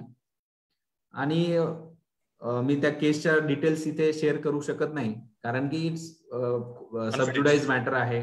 मी काय जास्त त्याच्यावरती भाष्य करणार नाही आणि योग्यही नाही ते. बरोबर. पण तर या केसवरती इन्व्हेस्टिगेट करताना खूप चॅलेंजेस आले. ज्यावेळेस तुम्ही ब्रेनशी भांडत असतात किंवा ब्रेनशी अगेन्स्ट काही नवीन गोष्टी ज्या पुढे येतात तपासामध्ये, ज्या पहिले आलेल्या नसतात किंवा आलेल्या असतात किंवा एवढ्या त्या पण याप्रमाणे प्रकाश होतात आलेले नसतात, that is against the flow. सर्वसामान्य माणसाच्या बुद्धीला न पटणाऱ्या असतात, पण वास्तव तसं असतं. तर ह्या सगळ्या गोष्टी मांडताना, ज्युडिशरी पुढे मांडताना, त्यांना कन्व्हिन्स करताना, त्याचे लिंकेजेस जुळवणे जे म्हणतो आपण तपास करताना, तर इट वॉज रिअली चॅलेंजिंग. प्रचंड अपडाऊन्स असतात अशा केसेसमध्ये. तर ज्यावेळेस तुम्ही डाऊन मध्ये असतात तर त्यावेळेस तुमची मेंटल स्टेट ही बॅलन्स असली पाहिजे. ज्यावेळेस एखादा निर्णय तुमच्या बाजूने झालेला असतो तर तुम्हाला खुश होण्याची गरज नाही. तर दोन्ही केसमध्ये तुमचा बॅलन्स जो आहे तो मेंटेन तुम्हाला करावा लागतो. आणि जसं सुप्रीम कोर्टमध्ये काही केसेस जातात तर बरेचसे ऑफिसर असतात, ज्यावेळेस पोलीस ऑफिसर म्हणून आपण सर्व्हिस करतो, अनेक गुन्ह्यांचे तपास करतो. तर एंटायर 33 इयर्सच्या करिअरमध्ये पण सुप्रीम कोर्टमध्ये कधी जाण्याची वेळ येत नाही. तर या केसमध्ये सुदैवाने मला म्हणजे मी ऑलमोस्ट त्या वर्षभरामध्ये दिल्लीवारीच चालू होती सुप्रीम कोर्टसाठी. तर तो एक it was a totally different experience. Great. त्याच्यामुळे खूप चांगला अनुभव होता त्या केसमध्ये काम करतानाचा. अनेक म्हणजे ज्यावेळेस कॉन्ट्रोवर्सी होती, प्रश्न उपस्थित होतात, तर त्याची समर्पक उत्तर देताना देण्यासाठीची तयारी ही सुद्धा खूप चांगल्या पद्धतीने राहते. अगदी अगदी. सर, एका मोठ्या पुरस्काराने सुद्धा तुम्हाला सन्मानित करण्यात आलं, तर काय फिलिंग होते? आणि त्याला जोडून म्हणजे मी आता आपल्या खरं तर हा प्रश्न मी मुद्दाम शेवटी ठेवला माझ्या प्रश्नोत्तरांच्या ह्याच्यात, की ते पुरस्कार मिळाल्यानंतरच त्या क्षणातलं फिलिंग आणि इतकी वर्ष ज्याला आपण म्हणतो की हे स्वप्न, वर्दीचं स्वप्न बघणं, मग ती आर्मीची असेल, medical college, arm force medical कॉलेजची असेल, कॉलेज ऑफ मिलिटरी इंजिनिअरिंगची असेल, एनडीएच्या पासिंग आउट परेडची सुद्धा तुम्ही स्वप्न पाहिली असतील की ते अंतिम पग च्या ह्याच्यात माझं ते पाऊल पडताना काय ते प्राईड फिलिंग. आणि हे सगळं स्वप्न कुठेतरी आपली पूर्णत्वास येत नाहीत. तोच एक असं स्वप्न आपलं पूर्ण होतं की जे आपण बघितलं नव्हतं. आपण DYSP होतो आणि ती वर्दी घालतो, आणि जेव्हा इथे ती राजमुद्रा जेव्हा खांद्यावरती येते आणि एक जबाबदारी जेव्हा खांद्यावरती येते, त्यावेळेस काय फिलिंग होती? मेडल मिळालं त्यावेळेस निश्चितच आनंदाचंच वातावरण होतं. घरचे म्हणजे फॅमिली मेंबर्स जो कायम आपला बॅकबोन असतो फॉर एनी सर्व्हिसेस, कारण की अशा प्रकारचं स्पेशली पोलीस डिपार्टमेंटमध्ये तुम्ही ज्यावेळेस काम करता, you are never at home. म्हणजे नेव्हर ॲट होम म्हणजे मला असं म्हणायचं की ज्यावेळेस तुम्ही असणं अपेक्षित असतं, सण आहे, मुलीचा वाढदिवस असतो, घरात काही कार्यक्रम असतो, काही दुःखाचा प्रसंग असतो, पण अशा वेळेस तुम्ही घरी नसता आणि ह्या सगळ्यांचं कॉम्प्रोमाइज सगळं होत असताना अशी जर एखादं मेडल मिळालं, काही अप्रिसिएशन झालं, तर डेफिनेटली ते सगळ्यांनाच हवं असं वाटत असतं. पण त्याच्या मागे काय आपण कॉम्प्रोमाइज केलंय ही सगळं आपल्या फॅमिलीनी, आपल्या कलिग्सनी, डिपार्टमेंटनी बघितलेलं असतं. तर त्याच्यामुळे खूप चांगली भावना होती ती. आणि डेफिनेटली जे आपण जसं तुम्ही म्हणालात कायमस्वरूपी uniforms related any kind of service, तर ते स्वप्न असं पूर्णत्वास नेण्याचा प्रयत्न सातत्याने चालू राहील. आता त्या मेडल पुरताच तो हे नव्हता आनंद, पण अगेन की खूप जास्त असा आनंद झालाय. आणि तसं काही नाही, अगेन दोन्ही आमचे गुरु आहेत, retired joint CP IG Ravindra Kadam sir, तर ते नेहमी मला सांगतात की त्यांचं एक वाक्य आहे, मैं भगवान से मैं कभी ज्यादा मांगता नहीं और कभी वो कम देता नहीं. वा. तर दोन्ही दुःख जे आहे ते सुद्धा आपल्याला कधी तो जास्त देणार नाही, आणि आनंद जर तुम्ही खूप मागितला तोही तुम्हाला जास्त मिळणार नाही. एक रिझनेबल, आणि दोन्ही स्टेटमध्ये तुमची मानसिकता हलवू द्यायची नाही. निगेटिव्ह असो पॉझिटिव्ह असो. निगेटिव्ह मध्ये खूप डिप्रेस नाही व्हायचं, पॉझिटिव्ह मध्ये खूप जास्त आनंद, कारण की दिस हॅज टू पास. दुःख असेल तर तेही जाणार आहे, आनंद असेल तर तेही जाणार. It is very difficult to practically implement करणं. मलाही खूप जड गेलं, बोलायला खूप सोपं आहे, सगळं गोडगोड वाटतं, पण स्वतः इम्प्लिमेंट करणं it's very difficult. I am trying to implement. Cope up with it. त्याच्याशी प्रयत्न करतोय अजूनही. वा. आता मी आमंत्रित करतो आपल्या एमपीएससी स्टुडंट्स संघटनेचे प्रमुख किरण नेबोरे यांना. किरणजी, आहात का आपण?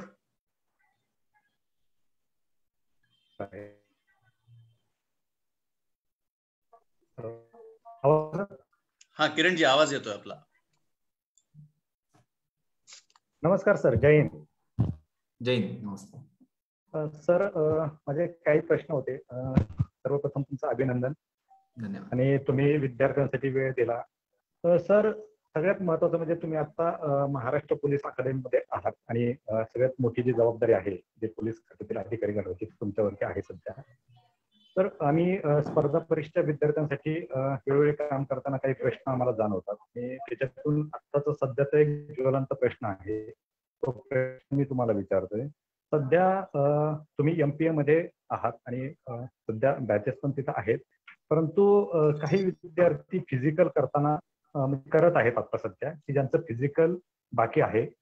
अशा विद्यार्थ्यांना कोविडमुळे एक वर्ष 1.5 वर्ष झालं वाट पाहावं लागते, आणि त्यांना कंटिन्यू ग्राउंडवरती फिजिकल करावं लागते, आणि याच्यातून समस्या अशी उद्भवती की या विद्यार्थ्यांना त्रास होतोय फिजिकल करण्याचा. तर आता मला तुमच्याकडून अपेक्षित हे आहे की जे विद्यार्थी ज्यांना पोलीस खात्यामध्ये यायचंय, ज्यांना PSI DYSP व्हायचंय, त्यांना PSI कंपल्सरी असतं, पण हे विद्यार्थी ज्या वेळेस अभ्यास करत असतात त्यावेळेस तुम्ही एक डॉक्टर पण आहात, अभ्यासाकडे जास्त लक्ष असतं आणि त्यांच्या शरीराकडे त्यांचं दुर्लक्ष असतं. आणि ज्यावेळेस एखादी परीक्षा पास होतो आपण, PSIची असेल किंवा डिवाइस समजा फिजिकल नसतं, पण PSIची ज्यावेळेस परीक्षा असते त्यावेळेस ते त्या परीक्षेच्या आधी तयारी करतात आणि त्यांना तो त्रास होतो. तर या विद्यार्थ्यांनी परीक्षेचा अभ्यास करता करता, ज्यांना खरं पोलीस खात्यात जायचंय, परीक्षेचा अभ्यास करताना फिजिकलची तयारी कशी करायची? दोन्ही गोष्टींचा सोबत आपण तयारी करू शकतो निश्चितच, त्याला काहीच अडचण नाहीये. कारण की फिजिकलसाठी जी तुम्हाला तयारी करायची आहे, PSI ची फिजिकल जी असते ते ठराविक इव्हेंट असतात, त्याच्यामध्ये रनिंग आहे, लॉंग जम्प आहे, पुलअप्स आहेत. तर सर्वप्रथम फिजिकलची ज्यावेळेस तुम्ही अगदी पहिल्यापासून जर तुमचं ठरलेलं असेल की आपल्याला PSIच म्हणजे या 3 कंबाईंड एक्झाम पैकी PSI ला तुम्ही ऑप्ट करणार आहात, तर त्यावेळेस फिजिकलची तुम्ही पहिल्यापासून सवय या शरीराला आवश्यक आहे. आणि कारण की काय होतं, अचानक तुम्ही मेन्सचा रिझल्ट लागल्यानंतर ज्यावेळेस तुम्ही तयारी करायला सुरुवात करता, ज्यावेळेस इंटरव्ह्यूज आणि फिजिकल तुमचे डिक्लेअर होते, तो जो मधला कालावधी आहे तो खूप कमी मिळतो. आणि आपलं शरीर हे असं आहे की तुम्ही त्याला जितका आराम देणार तितकं ते आराम आणि त्याच्यापेक्षा जास्त लिथार्जिक होतं. मग शेवटच्या 1.5 महिन्यात काय होतं की मी किती करू आणि किती नाही, याच्यामध्ये इंजुरीजचं प्रमाण खूप प्रचंड असतं. म्हणजे तुमचा मेन्सचा स्कोर खूप जास्त असतो आणि फिजिकलला तुम्हाला मार्क्स कमी मिळाल्यामध्ये तुमचं सिलेक्शन होतं, अशा बऱ्याचशा केसेस आहेत. त्याच्यामुळे खूप जास्त तयारी जरी नसली तर बेसिक तुमचा जो जसे आपल्या फिजिओ रेकमेंड करतात की ऍटलीस्ट स्ट्रेचिंग, थोडंसं रनिंग, म्हणजे तुमच्या शरीराला ती सवय असावी. आणि जे ऍक्च्युअल तयारी आहे ती तुम्ही शेवटच्या ज्यावेळेस तुमचा मेन्स संपते, रिझल्ट लागतो, तर तेवढ्या कालावधीमध्ये तुम्ही निश्चित करू शकता. आता तुमचा दुसरा प्रश्न जो होता की कोविडमुळे अशी परिस्थिती आलेली आहे की काहींचं मेन्सचं सिलेक्शन झालेलं आहे आणि आता इंटरव्ह्यूच्या डेट जर आल्या अचानक, तर त्यावेळेस काय करायचं? तर सगळ्यात महत्वाचा मुद्दा, आपण सगळे एका प्लॅटफॉर्मवर आहोत.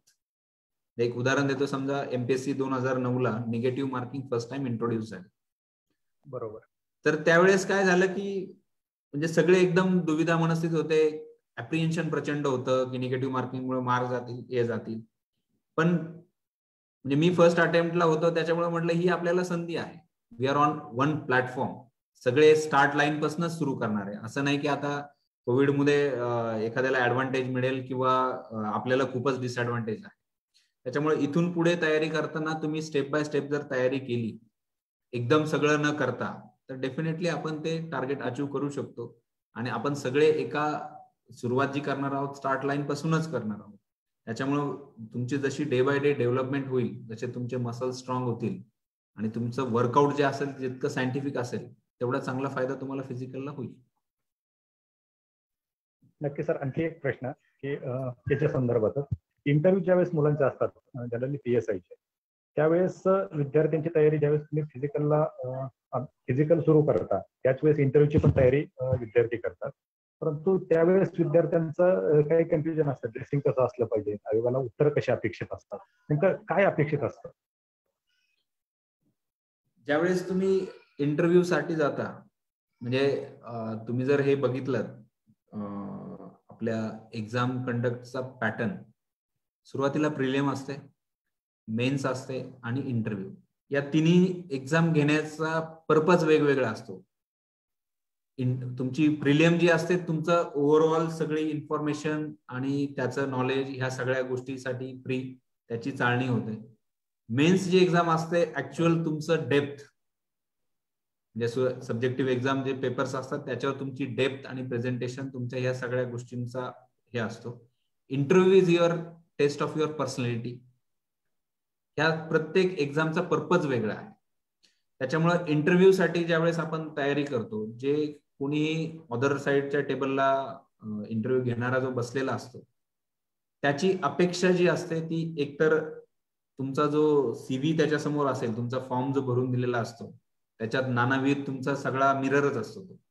तर एकतर सगळ्या तुमच्या फॉर्म मधल्या जे बारकावे तुम्ही नमूद केलेले आहेत, त्या संदर्भातले तुम्हाला माहिती, संपूर्ण माहिती म्हणजे अगदी त्याचं PhD नाही म्हणणार मी, पण जुजबी माहिती प्रत्येक विषयाच्या संदर्भात माहिती पाहिजे. उदाहरणार्थ, माझा फुटबॉल गेम होता, मी समजा नॅशनल खेळलोय फुटबॉलमध्ये, तर मला इंटरव्ह्यूला एक प्रश्न विचारला गेला होता, नुकताच फुटबॉलचा वर्ल्ड कप झाला, तर व्हॉट इज गोल्डन आवर. आता गोल्डन आवर हे जे आहे मेडिकलमध्ये पण कन्सेप्ट आहे आणि फुटबॉलच्या गेम मध्ये सुद्धा कन्सेप्ट मिळते. तर मग तो जो गोल्डन आवर सांगितला मी, मला प्रश्न तो विचारला गेला त्यांनी मेडिकलच्या अँगल, तर गोल्डन आवर सांगताना मग माझा जो काही कॉन्फिडन्स असेल, माझ्या सांगण्याची पद्धत असेल, तर ह्या सगळ्या गोष्टींवरनं तुम्हाला ते जज करत असतात, तुमची पर्सनॅलिटी जज करतात. त्याला तुमचा जो विषय आहे त्याची तुम्हाला कितपत माहिती आहे, तुमचे स्पेशल सब्जेक्ट तुम्ही घेतलेले असतात, त्याच्या संदर्भातली तुम्हाला बऱ्यापैकी माहिती विचारतात. तुमच्या ऍप्लिकेशन फॉर्म वरनं तुमचा इंटरव्ह्यू कुठे जाईल हे तुम्ही सांगू शकत नाही. समजा मी जर माझा रेसिडेन्शियल ऍड्रेस शेगावचा टाकला, किंवा मी शेगावचा टाकला म्हणजे मी जर शेगावचा असेल, तर त्या गजानन महाराजांभोवती, त्या मंदिरांभोवती, त्याच्या मॅनेजमेंट, या सगळ्या संदर्भातले ते इंटरव्ह्यू तुमचा तिकडे जाऊ शकतो. त्याच्यामुळे आपल्या ऍप्लिकेशन फॉर्म मध्ये जे जे काही तुम्ही शब्द टाकले, जी माहिती भरली, त्याच्या संदर्भातली ओव्हरऑल एक जनरल इन्फॉर्मेशन तुमच्याकडे असणं अपेक्षित आहे. आणि त्याच्यासोबतच जुने आपले काही चांगले सर्व्हिंग ऑफिसर्स आहेत, म्हणजे इंटरव्ह्यू मध्ये तुम्ही जर म्हणाल तर आमच्या बॅचला सर्व टॉप मोस्ट मार्क्स असणारा, म्हणजे आउट ऑफ 200 मला वाटतं 183 मार्क्स होते, अशोक बनकर साहेब. तर त्यांचं करिअर प्रोफाईल जर बघितलं तुम्ही, तर ही वॉज इनिशियली कॉन्स्टेबल पासून एक्झाम दिली, असिस्टंट कमिशनर सेल्स टॅक्स, परत MPSC ची एक्झाम दिली, अगेन ही बेकेम DYSP. तर तुमचा जो करिअरचा ग्राफ आहे त्याच्यावरती तुमचं पर्सनॅलिटी बिल्डिंग आणि समोरचा इंटरव्ह्यूवर तुमच्या मनामध्ये हे करत असतो, त्याची एक इमेज तयार करत असतो की मार्क्सच्या संदर्भात. आणि तुमचं वाचन आहे, तुमचं ओव्हरऑल पर्सनॅलिटीची ती टेस्ट आहे. त्याच्यामुळे फॅक्च्युअली जर तुम्ही म्हणाल तर तुमच्या ऍप्लिकेशन फॉर्म मधल्या सगळ्या गोष्टीची तुम्हाला ओव्हरऑल माहिती, आणि त्याच्यानंतर त्याच्या रिलेटेड क्वेश्चनचं तुमचं प्रेझेंटेशन आणि तुमचा confidence. Most is the confidence, सगळ्यात महत्वाचं. थँक्यू. प्रवीणजी, आपल्याला काही प्रश्न? Yes sir. सर माझा आवाज येतोय? हो हो क्लिअर आहे. नमस्ते सर. सर नमस्ते. तुम्ही आता भरपूर एक्झाम बद्दलच्या माहिती दिली. माझं क्वेश्चन असं होतं रिगार्डिंग इंटरव्ह्यूज. तुम्ही गडचिरोली एरियामध्ये काम केलंय आणि पुण्यामध्ये पण काम केले, तर मला असं विचारायचं होतं की प्री मेन्स तरी बुक मधनं अभ्यास करून मुद्दे कव्हर होतात, पण इंटरव्ह्यूला जर युनिफॉर्म बद्दल अनेक मुलांना अट्रॅक्शन असतं किंवा युनिफॉर्म सर्व्हिसेस करायचे असतात, तर इंटरव्ह्यूला जर असं क्वेश्चन आलं की गडचिरोलीचा प्रश्न, प्रशासनासमोरील आव्हानं आणि तिथली थोडीशी माहिती सांगू शकता का तुम्ही आम्हाला आता? गडचिरोली बद्दल तुम्ही विचारलेल्या प्रश्नाची माहिती सांगायला सुरू केलं तर मी एकतर माझ्या जिव्हाळ्याचा विषय आहे, त्याच्यामुळे आपल्याला खूप वेळ लागेल. पण गडचिरोली बद्दल आपण निश्चितच सांगू शकतो. गडचिरोलीचा प्रश्न आला की नक्षलवाद समोर येतो पहिले, मोस्ट इम्पॉर्टंट. पण त्याच्याही पेक्षा गडचिरोलीची दुसरी बाजू खूप चांगली आहे. गडचिरोलीमध्ये सगळ्यात जास्त फॉरेस्ट कव्हर आहे. तिथला मेन ज्वलंत प्रश्न आहे ट्रायबल पॉप्युलेशन जे आहे त्यांचा विकास. आता विकासाची व्याख्या म्हणजे जसा मुंबईचा विकास होतोय बिल्डिंग एसी वगैरे तसा नाही, तर ओव्हरऑल एक ह्युमन बिंग, माणूस म्हणून त्याचा विकास कसा करता येईल, त्यांच्या कल्चर जपून, हे सगळ्यात मोठं तिकडचं चॅलेंज आहे.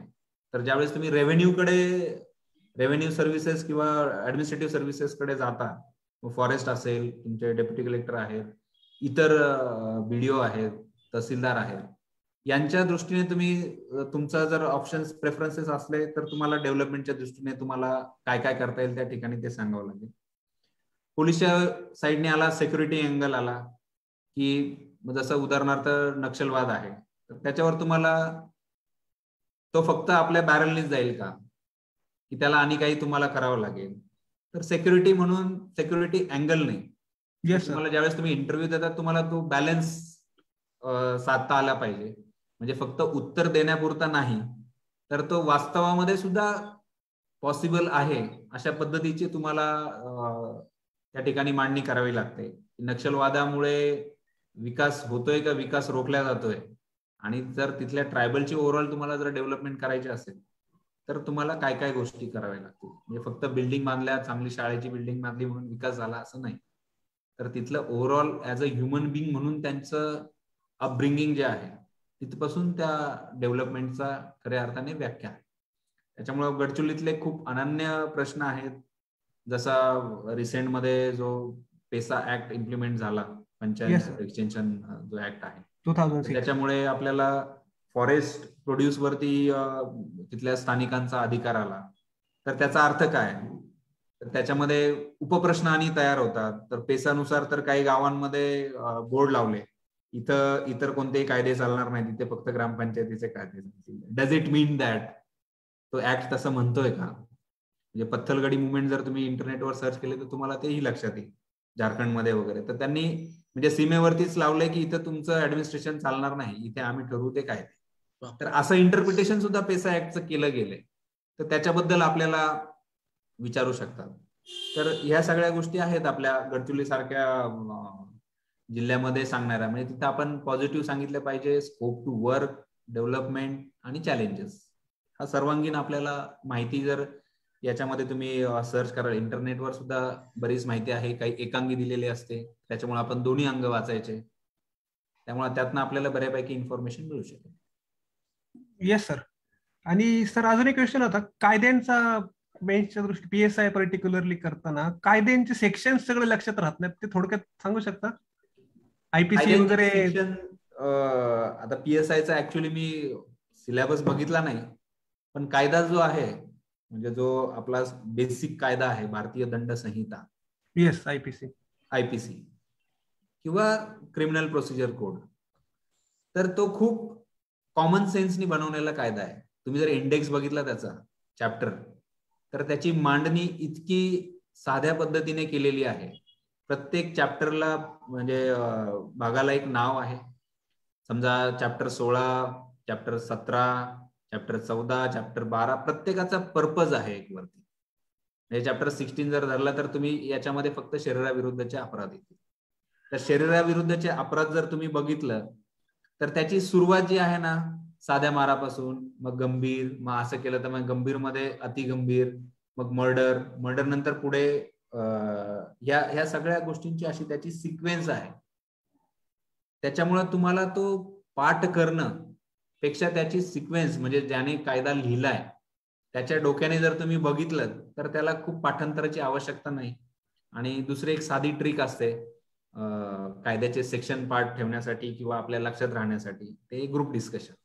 असा जो फॅक्च्युअल डेटा जो आहे तो ग्रुप डिस्कशन मध्ये इतका पक्का होऊन जातो.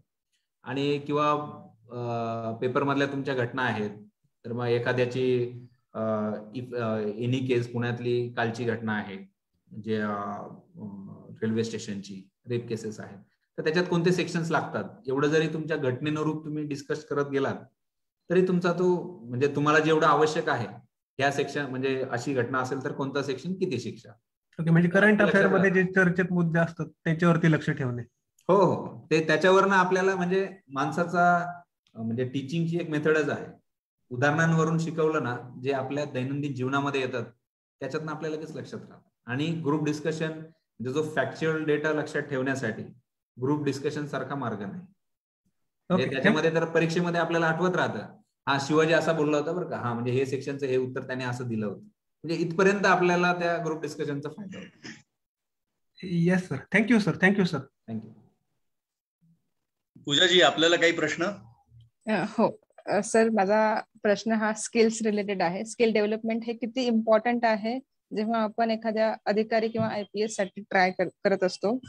आणि फॉर एक्झाम्पल आपण एक केस घेतोय की तुम्ही एक अधिकारी आहात आणि तुम्हाला वरतून खूप प्रेशर आहे आणि तुम्हाला नागरिकांचं सुद्धा समाधान करायचंय. सो हा बॅलन्स कसा केला पाहिजे आणि ह्यासाठी कुठले स्किल्स असले पाहिजेत? एकच बेसिक याच्यामध्ये स्किल आहे किंवा स्किल पण म्हणणार नाही मी, त्याची रिक्वायरमेंट आहे त्या सिच्युएशनची. त्याच्यामध्ये बऱ्याचशा वेळेस असं होतं की कायदा सांगतो की समजा उदाहरणार्थ सांगतो मी, माझ्याकडे एक माझ्या ज्युडिक्शन मध्ये एका पोलीस स्टेशनला अशी कंप्लेंट आली की एका 3 वर्षाच्या मुली ज्यावेळेस आपल्या नर्सरी वगैरे मध्ये जातात ना, तर इंटरेस्टिंग म्हणून त्यांनी म्हणजे त्यांना काही आता ह्या सगळ्या सेक्शुअल ऑफेन्सेस किंवा ह्या सगळ्या गोष्टी ज्या आहेत त्यांना काही त्याचा गंध नसतो काहीच, किंवा त्यांनी कुठे बघितलं असेल मोबाईलवरती तेवढाच एक हे करतात. तर त्या 3 किंवा 4 वर्षाचे जे नर्सरीला मुलं आहेत त्यांनी दोघांमध्येच फक्त त्या एका पेन्सिलच्या आधारे एक कृत्य केलं, that otherwise is a crime. आता कायद्याची रिक्वायरमेंट काय सांगते की याच्यामध्ये तात्काळ गुन्हा दाखल केला पाहिजे. आता as a person, as a human being म्हणून त्या मुलाला त्याने काय केलं याची कल्पनाच नाही. That was just a game for them. मग आपल्याला प्रेशर आहे की याच्यामध्ये क्राईम रजिस्टर करावा. वैयक्तिक ऍज अ पर्सन म्हणून मला वाटतं की नाही, याच्यामध्ये क्राईम रजिस्टर नाही केला पाहिजे. दिस इज जस्ट एक्झाम्पल. याच्यामध्ये क्राईम रजिस्टर नाही केला पाहिजे कारण की त्याला ते समजतच नाही त्यांनी काय केलं. आणि जे व्हिक्टिमचे पॅरेंट्स आहेत त्यांची अपेक्षा अशी असते की याला दिस ऍक्ट शुड बी पनिश्ड. तर याच्यामध्ये प्रचंड दुविधा होते. मग याच्यामध्ये आपल्याला तुमच्याला जे वाटतंय हे समोरच्याला कन्व्हिन्स करण्याचं स्किल हवंय. आता कन्व्हिन्स करण्यासाठी समोरचा माणूस तुम्ही फक्त गोड गोड बोलले म्हणून कन्व्हिन्स होत नाही. तुम्ही जे काही बोलताय त्याला असणारा आधार, तुमच्या मनात तुम्ही जे शब्द आहेत त्या शब्दांच्या मागे तुमचे भाव, की खरंच तुम्हाला मनापासून वाटतंय की ही गोष्ट जरी चुकीची असली तर हा जो मुलगा आहे याला हे समजत नाही, तर ह्या वेळेस आपण त्याचं काउन्सिलिंग करून त्याला सुधारण्याची संधी दिली पाहिजे. की व्हिक्टिमच्या आई वडिलांना सांगण्याची तुमची जी स्किल आहे त्यांच्या डोळे घालून सांगण्याचं, याच्यामध्ये साधं पोलिसांवरती काय एलिगेशन असेल, ह्याने पैसे खाल्ले म्हणून हा असं करतो, एकदम सरळ सोप्या भाषेमध्ये. तर तुमचे जे भाव आहेत तुम्ही ज्यावेळेस त्या व्हिक्टिमच्या वडिलांच्या डोळ्यामध्ये डोळे घालून ज्यावेळेस सांगता, ते जे स्किल आहे, आता ते स्किल म्हणता येईल का त्याला? त्यात स्किल नाही म्हणता येणार. That is the inner instinct of human being. आता एखादा स्किल म्हणून वापरू शकेल, त्याला म्हणू शकेल की नाही यार तुमचं काय स्किल आहे, तुम्ही किती कन्व्हिन्स केलं त्याला, तर ते झालं म्हणजे त्या एखाद्या सब्जेक्टिव्ह. पण त्याच्यासाठी बेसिक काय की तुमचे जे थॉट्सची प्युरिटी आहे अशा सिच्युएशन मध्ये हँडल करण्याची, तर त्या सिच्युएशन मध्ये ती सगळ्यात इम्पॉर्टंट आहे, तुमच्या थॉटची प्युरिटी आणि तुमची क्लॅरिटी त्या विषयाची. त्याच्यामुळं मग एखाद्या परिस्थितीमध्ये असं होऊ शकतं की बऱ्याच पिक्चर मध्ये डायलॉग असतो, कायदा सांगतो की असं केलं पाहिजे, पण ते समाज हिताचं नसतं. याचा अर्थ आपण काही करतो असं नाहीये, पण जिथे थिन मार्जिन आहे we should always think of याच्यामध्ये इंटरेस्ट, लार्जर इंटरेस्ट पब्लिकचा हॅम्पर होतो की नाही होतो, त्या पद्धतीने आपण त्याच्यामध्ये डिसिजन घेतलं पाहिजे आणि ते स्किल अडॉप्ट केलं पाहिजे. थँक्यू. अजून एक क्वेश्चन होता माझा की जे तुम्हाला अवॉर्ड मिळालंय disease Insignia, what it is exactly? Disease Insignia is महाराष्ट्राचे जे चीफ आहेत, डायरेक्टर जनरल ऑफ पोलीस, त्यांची ती कमेंडेशन डिस्क असते. त्यांच्याकडनं जे काही आपल्या डिपार्टमेंटमध्ये पोलीस ऑफिसर्स मध्ये कमेंडेबल जॉब होतो त्यांच्यासाठी तो डीजीज इन्सिग्निया त्यांना अवॉर्ड केला जातो. दरवर्षी हे अवॉर्ड दिला जातात, जे काही right from constable to senior most officer, त्यांच्यातला काही क्रायटेरियाज आहेत, वेगवेगळ्या फील्ड आहेत. जसं दरोडेखोरांच्या संदर्भात कुणी काम केलं, कुणी एक्स्ट्रा ऑर्डिनरी, ज्यांना काही समजा स्पोर्ट्समध्ये आहेत तर त्यांनी इंटरनॅशनल लेवलवरती महाराष्ट्र देशासाठी काही मेडल आणलं त्याच्यासाठी आहे. असे वेगवेगळे क्रायटेरिया आहेत जे आमचे महाराष्ट्राचे पोलीस दलाचे प्रमुख आहेत, त्यांच्याकडनं हा अवॉर्ड दिला जातो. थँक्यू. खरं तर डॉक्टर आपल्याशी खरं तर आम्हाला तर वाटतंय की अजून बरेचसे अनुभव तुमच्याकडनं आम्हाला जाणून घ्यायला नक्कीच आवडलं असतं, पण वेळेची मर्यादा आणि अर्थात काय म्हणू ज्याला आपण, इतका मृदू स्वभावाचा पोलीस अधिकारी, अर्थात वर्दीच्या आतमध्ये असलेला माणूस, की तुम्ही जे एक एक अनुभव सांगत होता ते इतके काय म्हणतात त्याला, की पोलीस अधिकारी म्हटल्यानंतर एक वेगळी इमेज असते, पण आज एक अजून वेगळी इमेज, खरं तर डॉक्टर, पोलीस अधिकारी आणि माणुसकी असलेला पोलीस अधिकारी अशी एक वेगळी ओळख आम्हाला आपल्या माध्यमातून आज नक्कीच कळाली. बोलता बोलता बऱ्याचशा गोष्टींना आपण स्पर्श करून गेलात डॉक्टर, आणि त्या स्पर्श करताना एक गोष्ट अतिशय जाणीवपूर्वक मनाला पटून गेली असं म्हणायला हरकत नाही, की गोष्टी सोप्या असतात पण त्या सहज करायला गेल्या की त्या अवघड होतात. त्याच्यामुळे गोष्टी सोप्या आहेत तर सोप्या पद्धतीने सोडवा आणि अगदी सहजतेने त्याच्याकडे बघू नका. आपलं करिअर आहे, आपल्या करिअरशी आपण किती सिरियस व्हायचं हे प्रत्येकाचा तो प्रश्न आहे. कालही मॅडम कळसकर मॅडमनी हाच मुद्दा मांडला आणि त्याच मुद्द्यावरती आज आपण त्याच्यावरती अधोरेखित केलं, ज्याला एंडोर्समेंट म्हणतो, की 1 वर्ष तुमच्याकडे आहे, आत्ता कष्ट करा, आयुष्यभर आराम करा, किंवा आत्ता आराम करा आणि आयुष्यभर काम करा. काय करायचंय ते आपण आपलं ठरवायचंय. आजच्या ह्या कार्यक्रमाच्या समारोपाप्रसंगी मी आमच्या मंडळाचे अध्यक्ष जगदीशजी शेटे यांना विनंती करतो की त्यांनी पाहुण्यांचे आभार या ठिकाणी मानावे.